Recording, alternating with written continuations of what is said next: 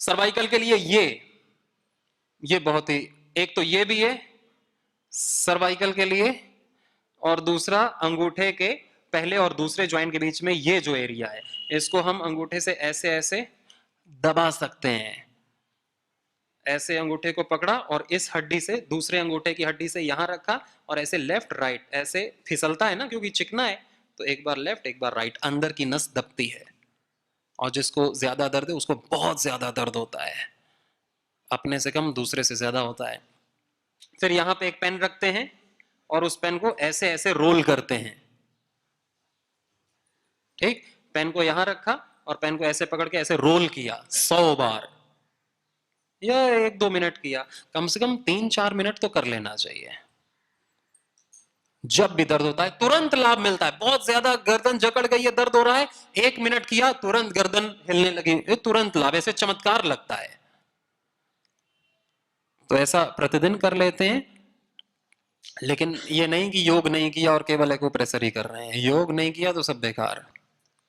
योग कर रहा, अनुलोम विलोम करना, नस नाड़ियों की कहीं भी दिक्कत है, अनुलोम विलोम रोज कम से कम 15 मिनट, और जो बड़े हो गए हैं उनको आधे घंटे। सुबह भी करना, शाम को भी करना, 15-15 मिनट करके 2-3 बार कर लेना। बहुत अच्छी बात है, ऐसे सीखना चाहिए। एक सीख गए ना तो हम कितनों के काम आते हैं और कईयों का रोग दूर कर देते हैं। एक्यूप्रेशर सीखने में कुछ ज्यादा नहीं है, 1-2 दिन में व्यक्ति सीख जाता है, बस उसका दूसरों पर अभ्यास करना पड़ता है।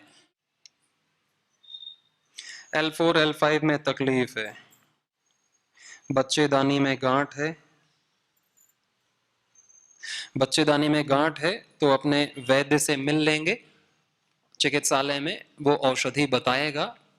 कच्ची हल्दी फायदा करती है गांठ में, गोधन अर्क गौमूत्र फायदा करता है गांठ में, और जो आयुर्वेद की औषधि है ना वैद्य, सिस्टोग्रिट, गांठ के लिए, ट्यूमर के लिए सिस्टोग्रिट, कांचनार गुग्गल, वृद्धि वाधिका वटी, ये वैद्य बताते हैं, उनसे मिलकर के लिखवा लेंगे। वृद्धि वाधिका वटी है, कांचनार गुग्गल है, सिस्टोग्रिट है, बहुत ही अच्छी औषधियां। और पीपल के पत्ते चबाना खाना, सुबह सुबह खाली पेट, यहाँ पीपल के पेड़ तो होंगे ही, 2-3 हरी हरी मुलायम मुलायम पत्ती तोड़ लेना और चबा के खाना, आपका 1 से 45 दिन में ये गायब। फाइब्रॉइड्स, गांठें बच्चेदानी की निकालने की जरूरत नहीं पड़ेगी 100%। हाँ, कईयों कईयों ने ये खाया और कईयों का लाभ हुआ। जो कईयों के लाभ होते हैं ना वो मैं बता रहा हूं, ऐसे नहीं हवा में कुछ भी। यहाँ महाराज जी के द्वारा ये सब बताए गए हैं, लोगों ने ट्राई किए हैं, घरेलू नुस्खे हैं। वैसे तो अपनी औषधि है, कपाल भाती करेंगे, आधे घंटे कपाल भाती करना, कोई बच्चेदानी निकलवाने की जरूरत नहीं है। कोई कोई इतना अनसक्सेसफुल हो जाता है कि इतना दर्द मैंने देखा है कि फिर हम उनका क्या कर सकते हैं। अब दोबारा तो अब लगा नहीं सकते उसे, जो हो गया सो हो गया। पहले ही थोड़ा बुद्धि प्रयोग करना चाहिए, कपाल भाती करना चाहिए, पीपल के पत्ते चबा के खाने चाहिए, या कम से कम उसका काढ़ा बना करके पी लेना चाहिए, या औषधि ले लेनी चाहिए गोधन अर्क आदि। L4 L5 में जो हमने आज सुबह आसन किए थे कमर के लिए, वो भुजंगासन, शलभासन, मकरासन, मरकटासन, कंधरासन, वो करने चाहिए। अनुलोम विलोम करना चाहिए। कमर में दर्द हो तो पैर खोल करके या सीधे लेट करके अनुलोम विलोम आधे घंटे तक करना चाहिए, जिनको समय ज्यादा दर्द है। तो शरीर में ज्यादा दिक्कत नहीं है तो 15 मिनट तो जरूर करना चाहिए। ऐसे डरना नहीं चाहिए कि अरे आधे घंटे करना है, हम नहीं कर पाएंगे, और फिर 1 मिनट भी नहीं किया। तो कम से कम आधे घंटे नहीं तो 15 मिनट कर लेना चाहिए। हाँ, नहीं करोगे तो क्या करोगे फिर? अनुलोम विलोम करना है, ये आपका डॉक्टर है, कपाल भाती आपका डॉक्टर है, और ये आपसे फीस नहीं लेगा, और ये 100% रोग ठीक करेगा बिना किसी साइड इफेक्ट के। बाकी अपनी औषधालय में जाएंगे तो ज्यादा अच्छे से फिर वो चेक करेगा कि वात के कारण से है या स्लिप डिस्क है, क्योंकि कमर दर्द के कई कारण होते हैं ना L4 L5 के। तो अभी हम ऐसे सामान्य उपचार एक होता है, विशेष उपचार एक होता है सामान्य उपचार। सामान्य उपचार तो हम जो कोई भी कर सकते, जो सबको करना ही चाहिए, वो है सामान्य उपचार। जैसे कि प्राणायाम, जैसे कि आहार पर नियंत्रण करना, जैसे कि प्रतिदिन आसन का अभ्यास करना। और वात के कारण से है तो वात के आहार नहीं लेना, पित्त के कारण से पित्त का आहार। एक होता है विशेष चिकित्सा। विशेष चिकित्सा फिर एक्यूप्रेशर है, अलग अलग बस्ती हैं, थेरेपीज हैं, मसाज है, और आयुर्वेद की विशेष औषधियां हैं रोगानुसार, वो विशेष उपचार है। तो सामान्य उपचार, विशेष उपचार दोनों करने चाहिए।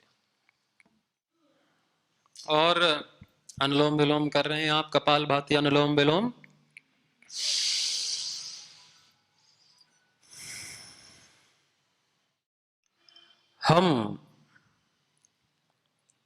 हमारा यह शरीर पंच तत्वों से बना है। पृथ्वी, अग्नि, जल, वायु, आकाश, इन पंच तत्वों से। इन पंच तत्वों के संतुलन से ये शरीर का संतुलन होता है, स्वास्थ्य होता है। पृथ्वी तत्व असंतुलित है तो या तो ज्यादा हो जाएगा तो व्यक्ति बहुत मोटा हो जाएगा, जाड़ा हो जाएगा, बहुत कम हो जाएगा तो व्यक्ति पतला हो जाएगा। जल, जल की बहुत ज्यादा मात्रा हो गई तो भी हमारे शरीर पर अतिरिक्त भार, किडनी पर अतिरिक्त लोड बढ़ जाएगा तो भी हानिकारक। जल की कमी हो जाएगी तो भी सारे अंग सूखने लगेंगे, क्योंकि 70% तो पानी है, सब कुछ पानी में ही तैर रहा है, सब कुछ पानी में। पानी की कमी होगी तो पूरे शरीर के रोग होने, फिर तो कचड़ा निकलेगा ही नहीं बाहर। पानी की अतिरिक्त तो कम होती है, कमी ज्यादा होती है। असंतुलन दो तरीके से होता है ना, या तो ओवर हो गया या तो अंडर हो गया, तो ज्यादा हो गया तो कम हो गया। फिर इसी तरह अग्नि, अग्नि तत्व हमारी ज्यादा हो जाती है तो भी शरीर में गर्मी बढ़ जाती है। अग्नि तत्व ज्यादा होने से कई बार ज्यादा भूख लगने लगती है, खाते ही भूख लगती है, भस्मक रोग हो जाता है। शरीर में अग्नि बढ़ जाती है तो फिर आकुलता, व्याकुलता, बेचैनी, हीट बढ़ जाती है, पसीना ज्यादा आता है। और फिर अग्नि तत्व है। वायु तत्व, वात बढ़ जाता है तो वात से तो सारे रोग ही होते हैं।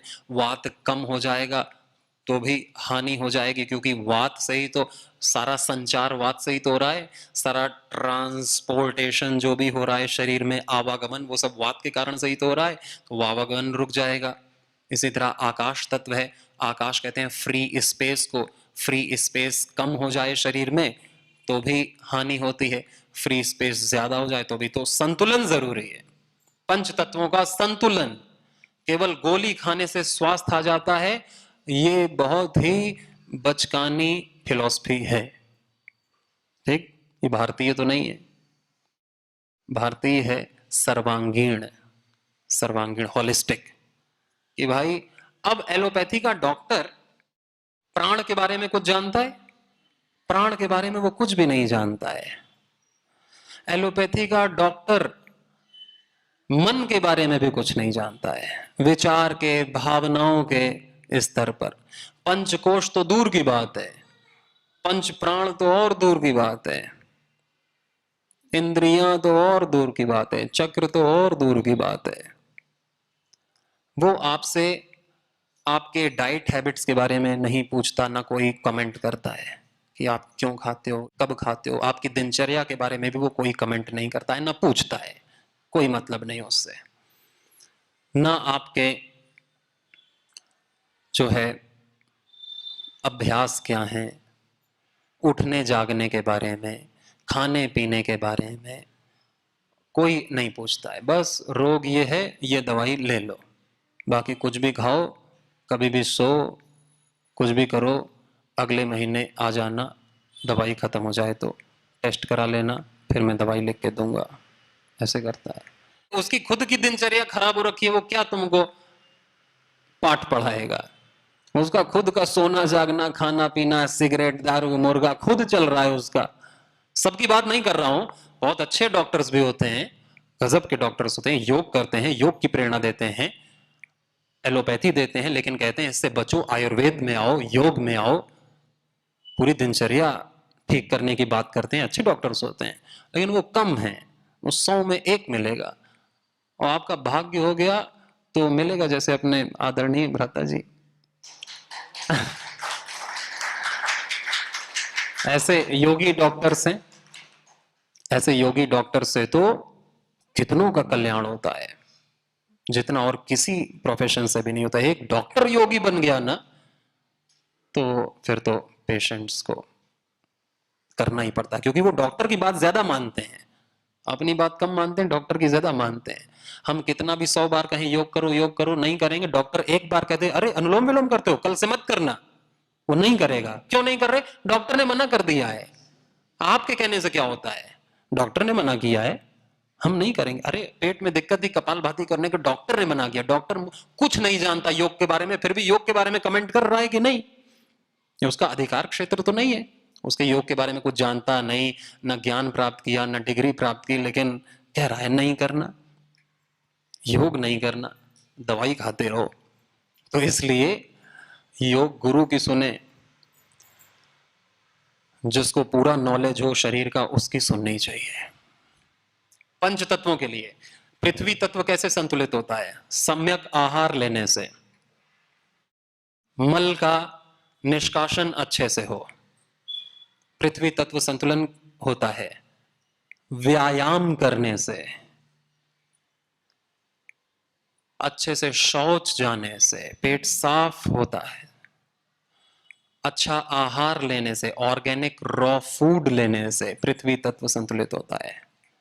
व्यायाम करने से भी, व्यायाम नहीं करेंगे या तो व्यक्ति ज्यादा पतला या तो ज्यादा मोटा हो जाएगा। खाने पर गलत खाना पीना करेंगे तो भी पृथ्वी तत्व संतुलित हो जाएगा। दूसरा है अग्नि तत्व। अग्नि तत्व कैसे संतुलित होता है?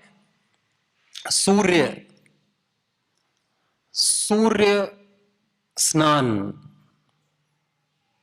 सूर्य स्नान करना, यज्ञ, यज्ञ करने से तो सारे तत्व ही बैलेंस होते हैं।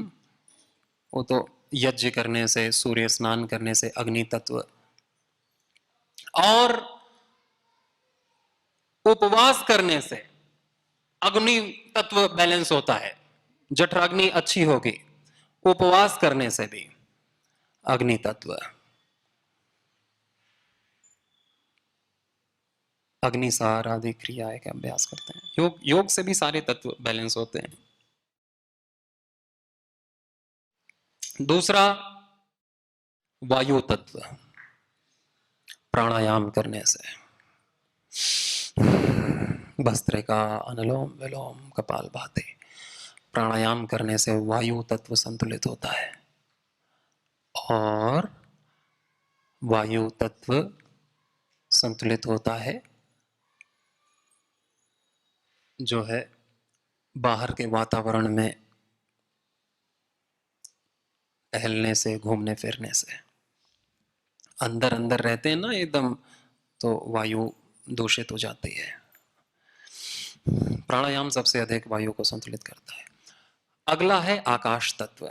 आकाश तत्व संतुलित होता है उपवास करने से भी, अग्नि तत्व भी और आकाश तत्व भी, क्योंकि फ्री स्पेस हो जाती है उपवास करने से, और ध्यान करने से, ओमकार का ध्यान करने से आकाश तत्व संतुलित होता है। सबसे सूक्ष्म तत्व है आकाश तत्व, तो ध्यान भी सबसे सूक्ष्म है। मौन रहने से आकाश तत्व संतुलित होता है। मौन रहना, मन से भी मौन रहना, ये नहीं मुंह मुंह से मन से खुद सोच रहे हैं, मन का भी मौन हो जाना। इससे पंच तत्व का संतुलन होता है। कुछ चीजें पांचों तत्वों को संतुलित करने वाली होती हैं, जैसे कि योग, यज्ञ, आहार, व्यवहार, विचार। योग, यज्ञ, आहार, व्यवहार, विचार, पंच तत्वों को संतुलित करने वाली ये चीजें होती हैं। क्योंकि वात वाले भी आहार होते हैं, पित्त वाले भी, अग्नि कारक भी होते हैं, जल कारक भी होते हैं। दूसरी महत्वपूर्ण बात यह है कि पंच तत्वों का संतुलन करने वाली, हमारा शरीर, हमारा स्वास्थ्य चार खंभों पर टिका हुआ है, चार स्तंभ जिस पर ये स्वास्थ्य टिका हुआ है। पहला है आहार, सम्यक आहार। दूसरा सम्यक निद्रा। तीसरा सम्यक विचार, जिसे कि ब्रह्मचर्य भी कहते हैं, जिसे संयम भी कहते हैं, सम्यक विचार। और चौथा है सम्यक श्रम, शारीरिक श्रम, व्यायाम आदि या कोई भी शारीरिक हम पुरुषार्थ करते हैं, श्रम, सम्यक श्रम। सम्यक आहार, सम्यक निद्रा, सम्यक विचार, अच्छे विचार रखना, और सम्यक श्रम। हम कभी भी स्वस्थ नहीं हो सकते यदि हमारा विचार ठीक नहीं है। तो हम क्रोध बहुत करते हैं, या ईर्ष्या, घृणा, राग, द्वेष, हमारे मन में किसी के प्रति भी कटु भावना रहती है, हम कैसे स्वस्थ होंगे? वो भावना हमारे हृदय को ब्लॉक कर देगी, हमारी नस नाड़ियों को ब्लॉक कर देगी, हमारे पाचन को डिस्टर्ब कर देगी। हमारी भावना, देखो कभी किसी को बहुत नर्वसनेस होती है, डर लगता है, तो पेट दर्द होने लगता है कि नहीं? पाचन खराब हो जाता है। स्ट्रेस में पाचन हो ही नहीं सकता। कोई को बहुत दुख हो जाए तो क्या भूख लगती है? भूख नहीं लगती है। बहुत दुख में, बहुत खुशी में भी भूख नहीं लगती है। भावनाएं असर करती हैं बॉडी पर। हार्मोन्स, हार्मोन्स तो पूरे के पूरे इमोशंस पर होते हैं। अच्छा सोचें, बुरा सोचें, हार्मोन्स निकलेंगे, स्ट्रेस हार्मोन्स या गुड हार्मोन्स। तो भावनाएं हार्मोन्स को ट्रिगर करती हैं। हार्मोन्स हमारे शरीर के सिस्टम को प्रभावित करते हैं, इन्फ्लुएंस करते हैं हार्मोन्स।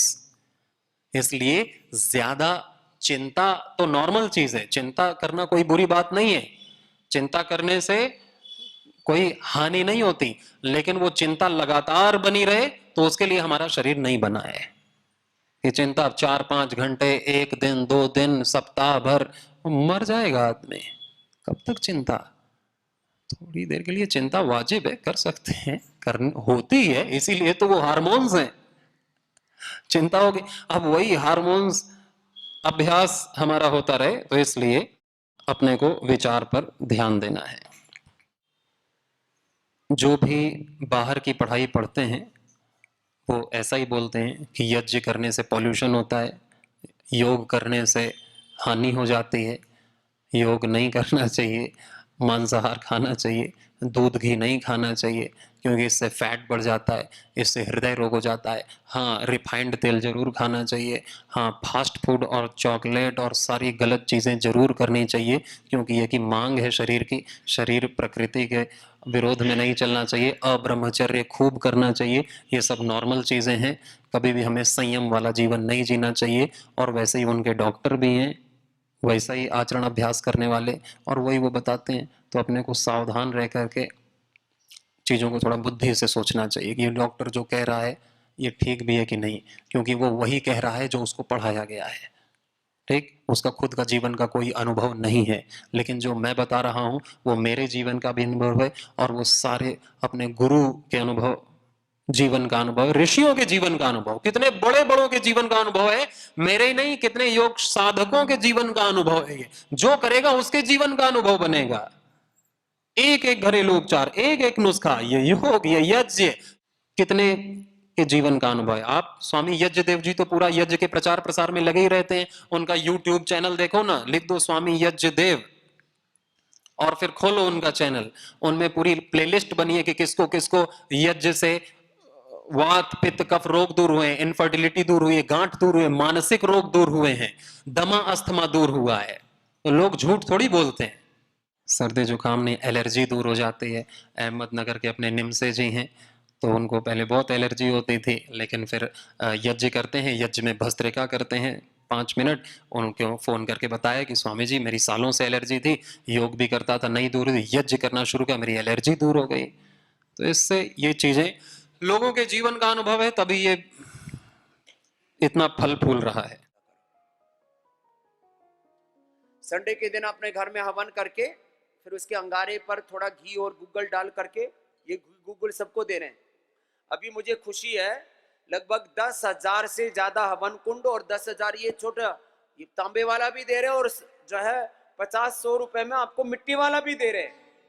अभी सब लोग यहां से जाते समय जो हवन कुंड लेकर के नहीं जाएंगे उनको पाप लगेगा। ठोको ताली अपने लिए, सबको पुण्य का भागी होकर के जाना है। हवन कुंड लेकर के जाओ। ये गिफ्ट में भी यही देते हैं। इस बार मैंने अभी पहले तो कॉर्पोरेट मेंबर्स को दिया था, जो भी कॉर्पोरेट मेंबर हैं उनको सबको हवन कुंड दे रहे हैं, हम सबको दिया। इस बार दीपावली पर मैंने अपने स्पेशल ब्लेसिंग्स के साथ में हवन करो, हर घर में हवन होना चाहिए। अच्छा बताओ, चलो मैं किसी के साथ कोई उपमा दे करके किसी को ऊंचा नीचा नहीं बताना चाहता, मैं तो कहता हूँ सप्ताह में एक बार ही हवन कर लो बावलो। कितनी बार? सप्ताह में एक ही बार कर लो। और जो बीमार हैं वो रोज कर लो, तुम्हारी प्राण निकले जा रहे और तुम्हारी जीवन मिल जाएगा।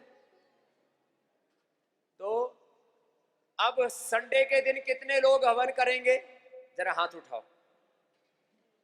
बाकी क्यों नहीं उठा रहे? थारे हाथ टूटे पड़े, उठाओ सब। और ये डॉक्टर भी हवन करेंगे, इसने तो उठा लिया बिना कहे, कनक ने और पूर्वा ने। हमारे सन्यासी तो सभी करते हैं। डॉक्टर साहब आप भी करते हो ना? सलील जी भी करते हैं। सबको हवन करना है, ये मेरा आदेश है, ये गुरु की आज्ञा है, एक सन्यासी का आदेश है तुम्हारे लिए, मानना चाहिए। जो सनातन धर्मी किसी योगी सन्यासी की बात नहीं मानता, वो कैसा सनातन धर्मी? और तुम्हारे कल्याण के लिए कह रहा हूं, मैंने तो ये नहीं कहा कि मेरी पूजा पाठ करो, मेरी आरती कर करके मेरी दाढ़ी यहां नाभि तक की फूक करके यहां तक ले आए। आरती उतारते उतारते फिर भक्ति में यहां तक आ गई। तो फिर मैंने लोगों को कहा, चित्र नहीं चरित्र की पूजा करो, व्यक्ति नहीं व्यक्तित्व की पूजा करो। जो मैं कह रहा हूं वो करो, जैसे मैं जी रहा हूं वैसे जी। यह हवन कुंड सबको दे रहे हैं, कितना सुंदर लगता है। किसी को गिफ्ट भी दो तो अच्छी लगती है, गिफ्ट इसी का दिया करो ना। किसी की शादी की वर्षगांठ है, किसी का जन्मदिन है, किसी के और पवित्र पवित्र दिन आते हैं, ये पूरा देने में भी बहुत सुंदर लगता है। अब 10,000 से ज्यादा तो हमने भिजवा दिए सामग्री के साथ। ये सामग्री देखो उधर रखी हुई पूरी, ये पूरी ये सामग्री, हवन सामग्री 10 तरह की सामग्री है, 11 तरह की। ये सामग्री के साथ जो है ये सब, ये छोटी सी बात है। जब अब मैं इसको रोज करता हूं, जब तक उसके बारे में 1 घंटे तक ना भाषण दूं तब तक तुम्हें तुम्हारे दिमाग में घुसता ही नहीं है।